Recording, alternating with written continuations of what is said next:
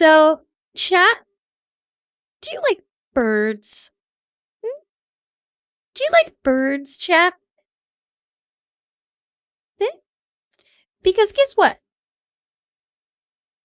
We've got a video by Casual about birds.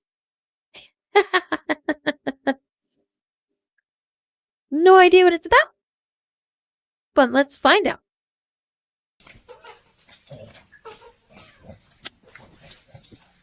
My God! Don't let the baby face and lack of facial hair fool you. Us 90s kids are getting old. And one thing they don't tell you about getting old, that birdwatcher phase really comes out of nowhere. You'll just be minding your own affairs and then one day, unprovoked, you'll be like, huh.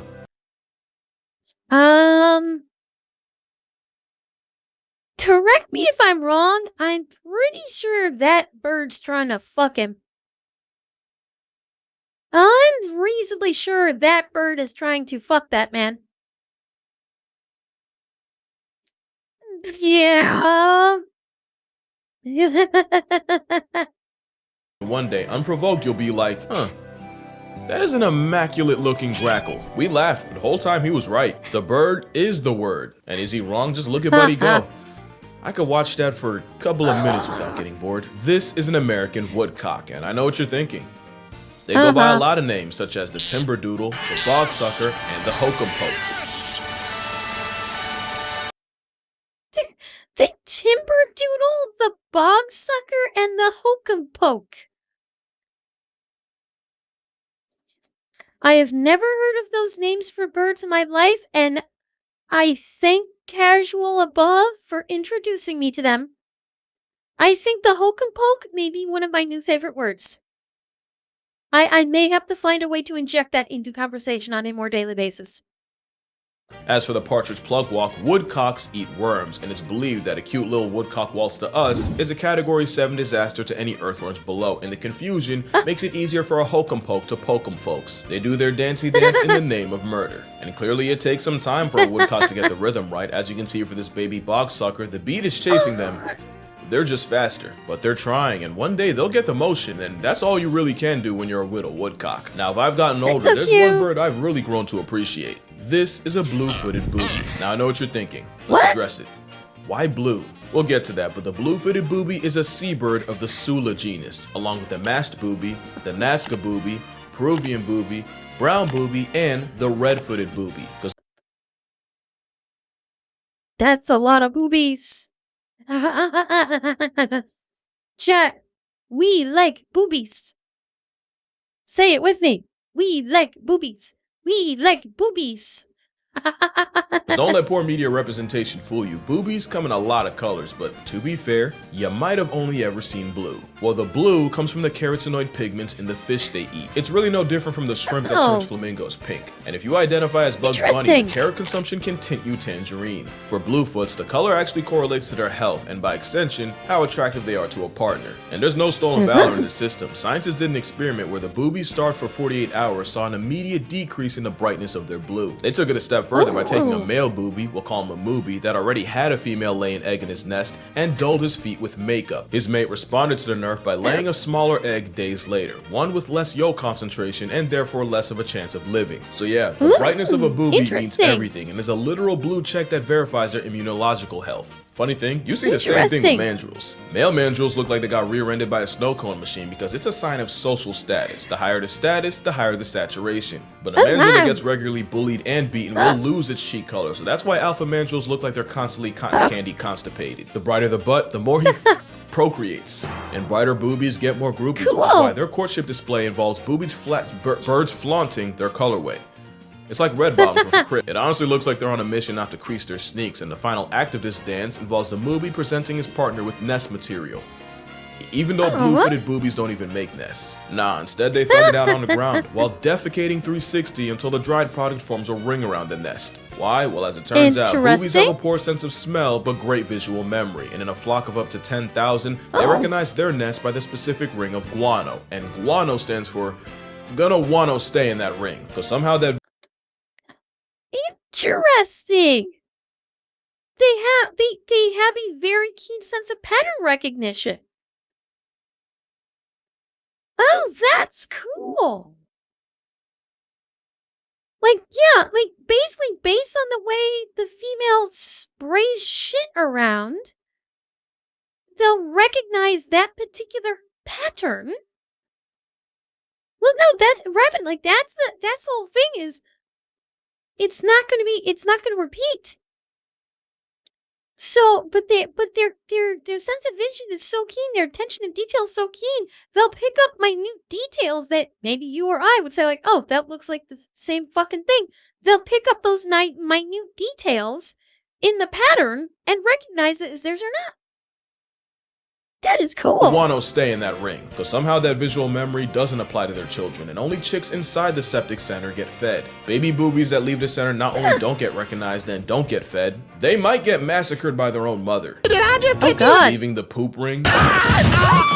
That's not the only way a baby boobie can get deflated. This seabird practices siblicide, because again, don't let the internet's unrealistic boobie standards tell you otherwise. No pair of boobies are exactly the same. One's always a little bit bigger. And that's okay, it's totally normal, but it does mean the bustier bosom will bludgeon and bully the weaker chick, often while the parents watch the boobie get murked like mastectomy. It usually happens when parents are low on groceries, but sometimes the boobie newbie will catch a body just because. The Nazca boobie will yeet its sibling out of the nest, even though studies have proven that boobies working together could easily feed both children. Did I just catch you on the beach? Alive. Yeah, it ain't all beauty being a boobie. Like I said, unrealistic boobie standards aside, they come in many colors like the red-footed variety. Also from their diet, and they also use their feet game to secure a mate. Evidently, it might work too well, as not even a predatory coconut crab can resist getting grabby with an unsuspecting boobie bird. There's more than just crip-walking unmentionables in the world.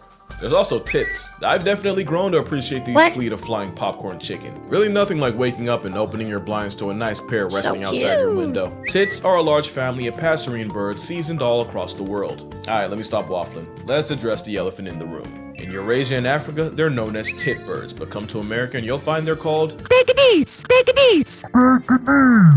So I get why you're confused. You got an Italian plumber with a Japanese creator using their American name. Understandable, that would trip up anyone. Now with the birds of the tit variety, how they got their name is actually pretty interesting. Back in the day, tit was more like teat, and teat was an old English word for little or small, or even the suggestion of something small. Matter of fact, there was a time where it was used to reference a small horse or pony in the very derogatory. For example, no storing of pasture with baggly tits, with ragged with age, and evil at hit.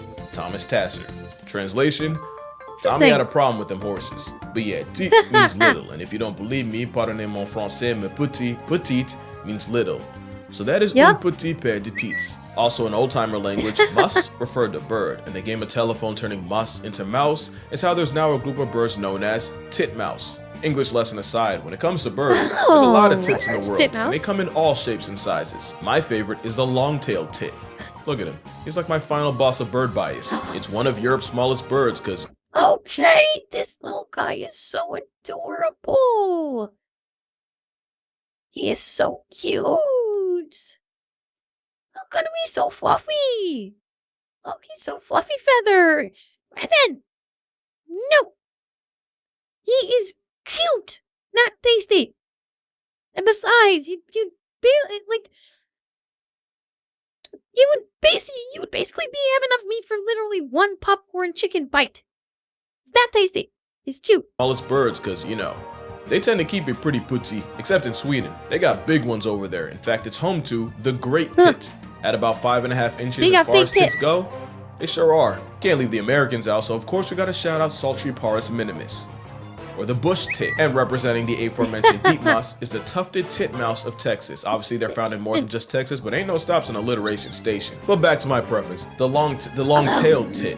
And not just because of shape, although I do like them round. I don't really have a preference. They're all beautiful. He's just built like a perfect snowball. And something about watching them hang in the air is just satisfying. But also because they have a daycare system. Nature just couldn't let a long-tailed tit rock. So they have a lot of predators like owls, weasels, and even unnatural ones like domestic cats they can thank us for. The war on tits means their airborne cotton ball has a high nest failure rate. But the thing is, if their family becomes compromised in the middle of their nesting season in May, because tits usually pop out in the spring, instead of trying again, usually what they'll do is help out a nearby nest. Now the helpers are usually related, but in a study, half of all the long-tailed nests had at least one and usually more recruits helping the cause. As you can can guess, the Cool. chicks raised with helpers have a better chance of surviving a trip around the sun, and the experience means the helpers' future children have better luck at life. So basically, these birds are the embodiment of it takes a village, and it's always a pleasant sight to see tits sticking together for the greater good. And I gotta say, out of all these birds, I really like the of this one. Also pronounced giz, is a term used by bird watchers to describe the overall appearance or impression of said bird, typically garnered from attributes such as size, shape, flying pattern, posture, coloration. It's all about aura, the vibes. For example, some favor the J work of a boobie. Me, I prefer the vibe of a long-tailed tit. Everyone has a preference. Woosah. I hope you didn't think we were done, because we also have the tit babbler of the family Tumulidae. Now you know where the TIT part spawned from, but the babble of it all referenced the constant babbling sounds they make. And obviously the naming guy wasn't into it. There's a lot of types of old world tit babblers, but probably the most famous one is the fluffy-backed tit babbler of Southeast Asia. And honestly, they're pretty. And I wasn't a believer at first, but I do see the fluffy... Whoa.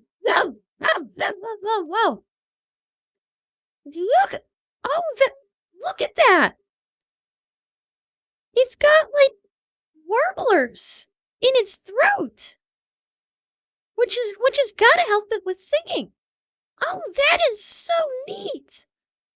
Like, you can see it when it drops in. Watch, you'll see it like puff out when it's singing. And honestly, they're pretty, and I wasn't a believer at first, but I do see the fluffy part coming into play. So having a name with babble, it's kind of disrespectful. Surely someone cares for what a talking tit bird has to say, but hey, they could have been done way worse. This is a dick sizzle. It's basically a cardinal you can find in the American Midwest and Central America. As in, they have all their hanky-spanky fun times in the US Midwest during their breeding season from about early June to mid-August. Then, before fall, the symphony of sizzle dicks migrate en masse to Central and South America. They nest on the ground, and they're highly territorial and will run fades in the name of property development. So if you walk outside to a hyper-pigmented popcorn kernel running the ones, you sir have a case of aggressive dick sizzles. But considering they're only 5 inches long, you'd much rather hear those words on your front lawn than from a doctor in a clinic. And the same way the morning dove brings you back to waking up in your childhood bedroom, dick sizzle might have been your summer anthem and you didn't even realize it. In fact, that's how they got their name. Apparently after what the naming guy thought their song sounded like in words. And somehow that was... Oh, do you hear? Sounded like in words.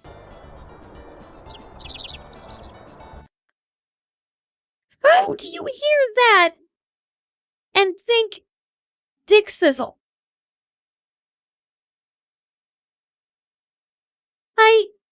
How? This makes no sense. And yeah, like now that I heard it, it's like I vaguely remember hearing that song back when I lived in the States. I do remember. I want to hear that one more time. Thought their song sounded like in words. Yeah, I do remember hearing that. Oh wow, so that was what was making that call.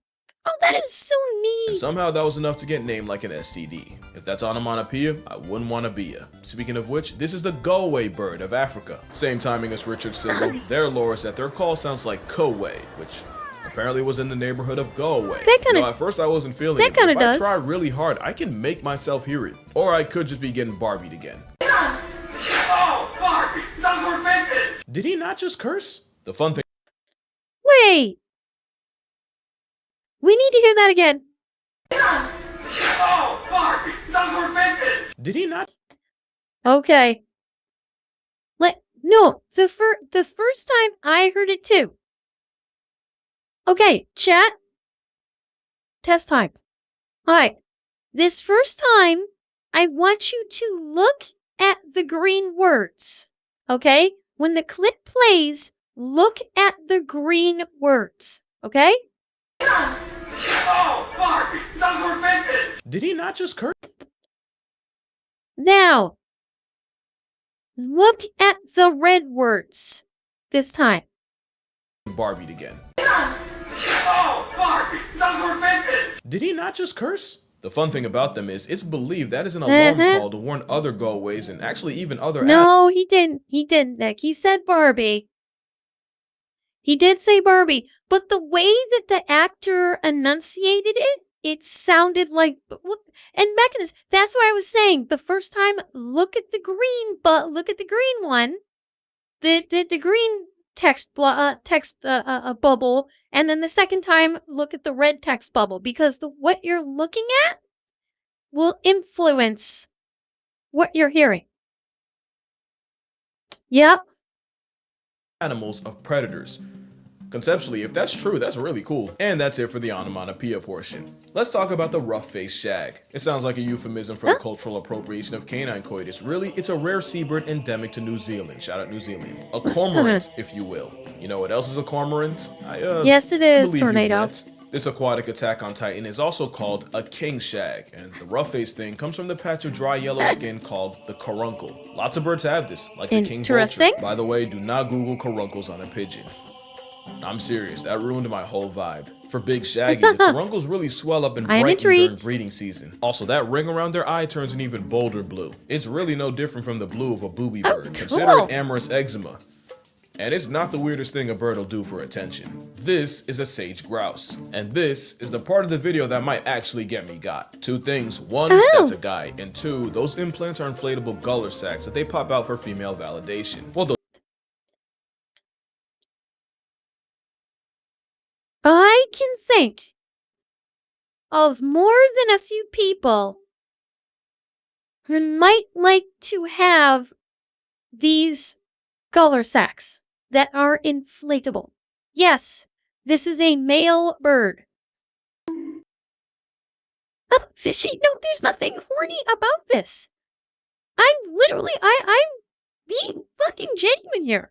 I can think of a few people that would like to have these inflatable guller sacs. I do. Like, seriously, okay? I'm not gonna delve into it too much, but can you imagine? Okay. Imagine this for a second, chat. You are an alien. Just imagine it for a moment, if you would. And you have in your possession 2 biological booba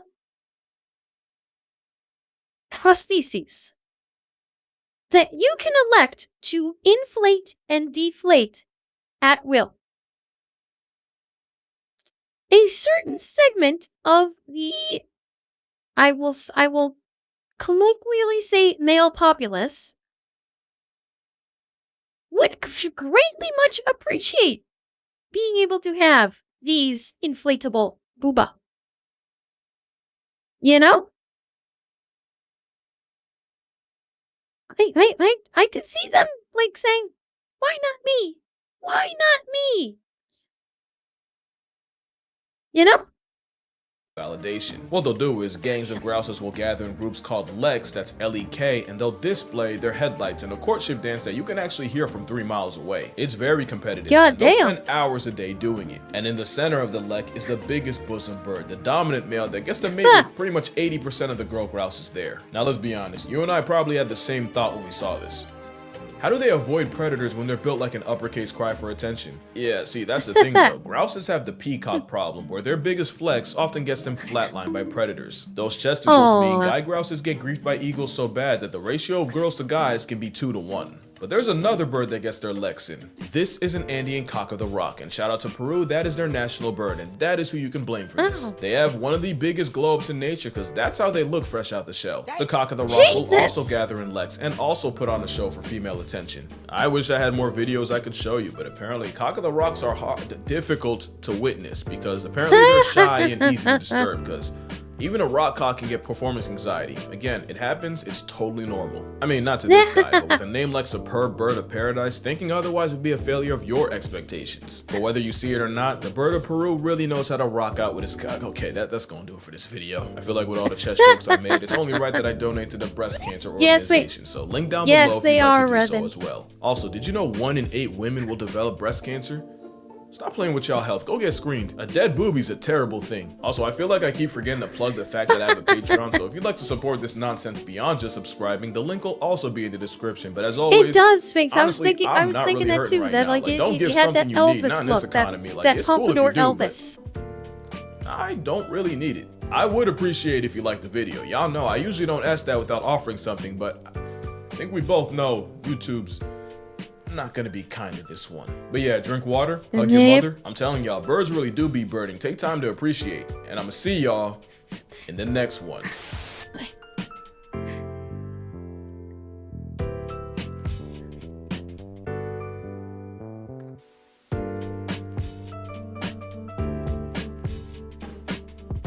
I love casual.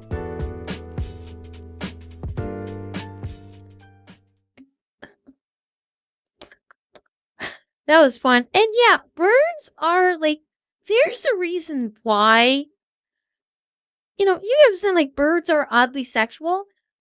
There's a reason why so many sexual references, why women were often referred to as birds back in the day, the references to peacocking, saying that someone is the cock of the walk, why girls have called, why guys will call girls chicks.